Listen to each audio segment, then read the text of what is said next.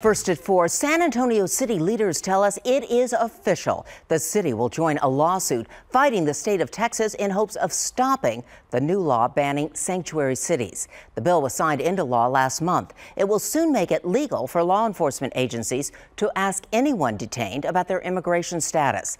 It also punishes law enforcement agencies in cities that don't cooperate with federal immigration agents. Eyewitness News reporter Alicia Nieves joins us live with a big legal battle now brewing. Well, Deborah, both the Bexar County Sheriff and San Antonio Police Chief have voiced their concerns against this bill, and now the city, for the first time in its 300 years, plans to sue the state in hopes of stopping this new law.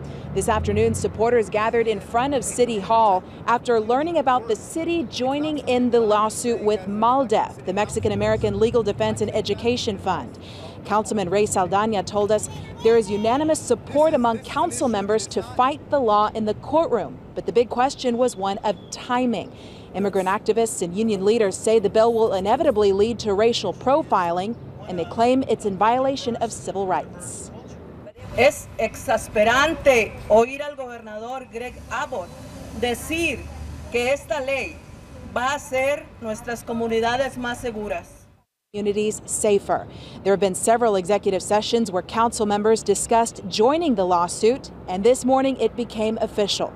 From here, the city attorney will begin studying and doing extensive research.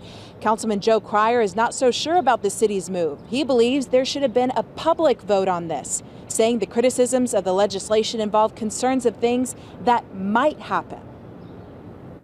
I don't agree. Councilman Gallagher did not agree, and the mayor did not agree. And I think the mayor is right on this. She has talked to the mayors of Houston and Dallas. Those two big cities have said, let's wait a while. Let's see what happens. Chief McManus has been outspoken on this issue, saying the bill will directly affect his working relationship with the community, potentially causing many residents to not report crimes in fear of being deported.